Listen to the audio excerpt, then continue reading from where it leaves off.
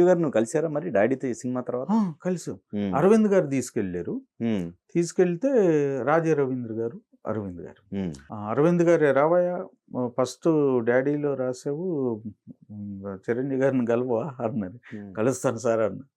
అరా తీసుకెళ్తాను రా అని ఆయన కారులో కూర్చోబెట్టుకుని, ఓకే, అప్పుడు జూబ్లీ చెక్ పోస్ట్ దగ్గర చిరంజీవి గారి హౌస్ ఉంది, అక్కడ ఆ కార్నర్లోనే ఉండేవాళ్ళు సార్. అయితే అక్కడ తీసుకెళ్ళారు. డైరెక్ట్ కారులోనికి వెళ్ళింది, దిగాను, ఫైల్ పట్టుకుని నిలబడ్డాను. పెడితే చిరంజీవి గారు బయటకు వచ్చారు. రామ్ చరణ్ బాబు పిల్లోడు అప్పుడు కుర్తా పైజం వేసుకుని ఉన్నాడు, వైట్ అండ్ వైట్ వేసుకుంటే నమస్కారం పెట్టాను. చిరంజీవి గారు, శ్రీనివాస్ బాగున్నావా, అయితే ఈయనే డాడీలో రాసిన అంటే గుర్తుపట్టాను అన్నారు. చాలా థ్యాంక్స్ సార్ అన్నాను. ఓకే కూర్చోండి అన్నారు. ఇక అరవింద్ గారు నన్ను పక్కన కూర్చోబెట్టారు. ఇక కొంచెం మాట్లాడుకుంటూ టీ తీసుకొచ్చి ఇచ్చారు పని మనిషి ఆమె. టీ తాగిన తర్వాత రామ్ చరణ్ గారు వచ్చారనమాట. అంకుల్ డాడీలో రాసింది మీరు అంటే, అవును బాబు అన్న. చాలా బాగుంటుంది, nice song, very nice song ఇది అన్నారు. అన్న తర్వాత ఇక అరవింద్ గారు మాట్లాడి బయటకు వచ్చారు. ఆయన కూడా చిరంజీవి గారు అరవింద్ గారు మాట్లాడుకుని బయటకు వచ్చారు. వచ్చిన తర్వాత రామ్ చరణ్ గారు అంకుల్ ఒక 5 minutes వెయిట్ చేయండి అన్నారు. వెళ్ళిన తర్వాత చిరంజీవి గారు ఏదో మాట్లాడి ఇక చిరంజీవి గారు ఏదో కవర్ ఒకటి పంపించేసి, స్వీట్ బాక్స్ పంపించేసి, నెక్స్ట్ డే దీపావళి.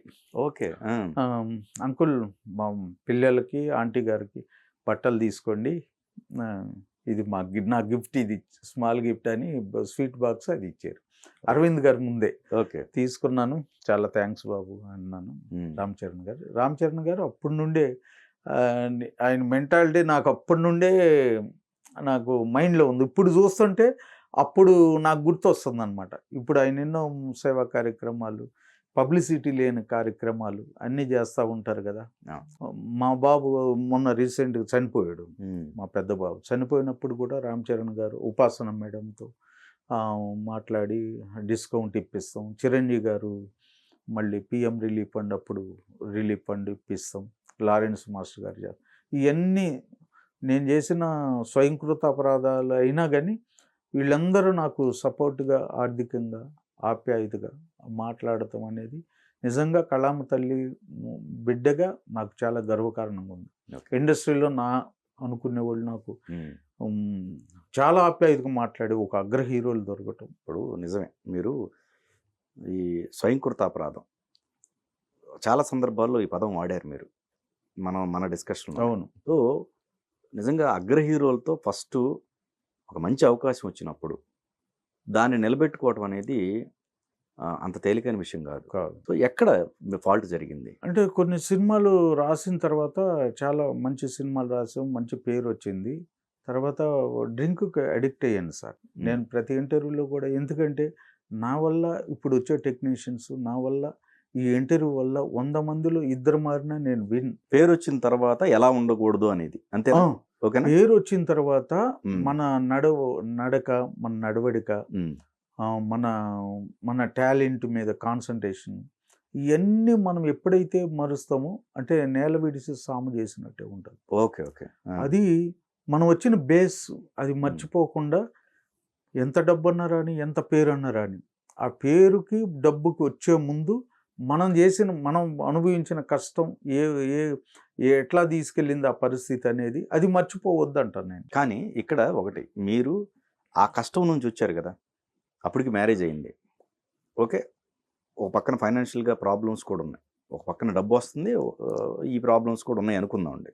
మరి అలాంటప్పుడు ఆ ప్రభావం ఎలా మీ పైన పడింది అనేది? ఎలా అంటే ఒకలాంటి మనకు తెలియని డబ్బు వస్తుంది. ఒక పాట రాస్తే ఆ రోజుల్లోనూ 40,000 50,000 అట్లా. ఆ డబ్బు వచ్చినప్పుడు మనిషిని ఆలోచన కూడా ఒక విధంగా మార్చేస్తుందేమో డబ్బు, తెలీదు. ఓకే, నేను నడిచిన ఒక ఫ్రెండ్ సర్కిల్ కానీ,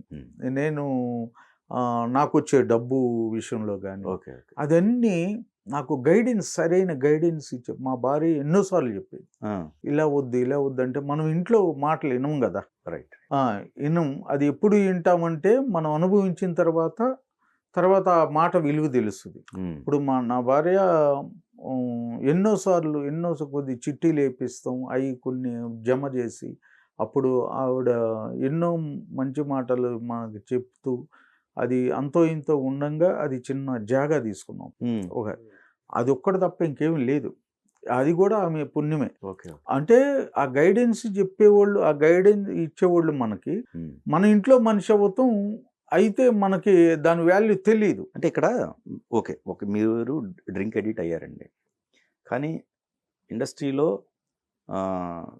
నేను పేర్లు ప్రస్తావించను కానీ కొంతమంది ఇది ఉన్నప్పటికి కూడా మంచి పేరు సంపాదించుకున్నారు. వాళ్ళ కెరీర్ ఎక్కడ ఆగలేదు. అవును, ఇది అడ్వాంటేజ్ కూడా అయింది వాళ్ళకి. అది ఉంటేనే కలం కదిలిన రైటర్స్ కూడా ఉన్నారు, బెస్ట్ రైటర్స్ ఉన్నారు. అవును, మరి అది కూడా కారణం కాకపోవచ్చు. అప్పుడు మరి అది ఎట్లా అయింది అలా చూసుకున్నా? మీరు ఇంకో మాట చెప్తాను సార్, నేను డ్రింక్ చేసి ఏ రోజు కూడా పాట రాయలా. ఓకే, నాకు డ్రింక్ లేకుండానే, నేను మందు తాగకుండానే పీస్ఫుల్గా నైట్లో రాసుకునేవాడిని. ఫస్ట్ నుండే నాకు సిగరెట్ అలవాటు లేదు. ఓకే, సిగరెట్ ఉంటేనే నాకు పాట వస్తుంది అన్నది లేదు. ఓ డ్రింక్ అనేది తీసుకుని డే అంతా ఎంజాయ్ చేసిన తర్వాత నైట్లో పీస్ఫుల్గా కూర్చుని నేను పాటలు రాసుకున్నాను. నాకు ఆ డ్రింకు తాగేటప్పుడు, నేను రాసేటప్పుడు డ్రింక్ తీసుకోవాలన్న ఆలోచన వచ్చేది కాదు నాకు. ఓకే, ఇదంతా డే టైంలోనే నేను ఆ ఫ్రెండ్ సర్కిల్లో తిరగటం, ఆ డే టైంలో ఫోన్లు వస్తే రిజెక్ట్ చేస్తాం, ఫోన్లు వస్తే లిఫ్ట్ చేయపోతాం. ఆ మణి శర్మ గారు, రాజమౌళి గారు చేశారు సింహాద్రి ఒక సాంగుకి. ఓకే, కీరవాణి గారు ఎక్కడో ఉండేవాళ్ళు వచ్చే ఫోన్లకి. అలా నా స్వయంకృతాపరాధం అనకూడదు ఇది, ఇంకా వేరే పదం ఏమైనా ఉంటే చాలా ఘాటుగానే అనాలి. ఓకే, కానీ అంత అవకాశాలు ఇండస్ట్రీలో దొరకటమే కష్టం. దొరికిన తర్వాత ఇలా చేసుకోవటం అనేది ఇప్పుడు వచ్చే టెక్నీషియన్స్కి నా చిన్న సలహా. అదే, ఇలాంటి నిలబెట్టుకోవాలి. మన పేరు, డబ్బు కానీ పేరు కానీ వస్తుంది. వచ్చింది పేరు డబ్బు రాకపోయినా పర్లేదు సార్, పేరు వచ్చిందంటే డబ్బు ఆటోమేటిక్గా అదే వస్తుంది. రైట్, కానీ పేరుని చెడగొట్టుకోదు. అరవింద్ గారు మళ్ళీ ఆ కాంపౌండ్లోకి నేను అడుగు పెట్టాలంటే నేను డ్రింక్ చేయట్లేదని ఆయన కన్ఫర్మ్ చేసుకున్న తర్వాత నన్ను రానిచ్చారు. ఓకే, ఓకే, నాకు స్వామినాయుడు గారు అరవింద్ గారి దగ్గర, ఈ చిరంజీవి గారికి బ్లడ్ బ్యాంకులో ఆయన చాలా గైడెన్స్ ఇస్తారు. ఎందుకండి డ్రింక్, మీరు సింగిల్గా వెళ్ళి ఎక్కడో కూర్చొని చేయాలి, అట్లా తిరగొద్దు, అట్లా రాయొద్దు. మెగా కాంపౌండ్లో మీకు అవకాశం దొరికింది, ఎంతమందికి దొరుకుతుంది కళాకారులకి, ఎందుకని స్వామినాయుడు గారు చెప్తాం. ఇప్పుడు మానేసాను సార్ పూర్తిగా అంటే స్వామినాయుడు గారు కూడా నమ్మల.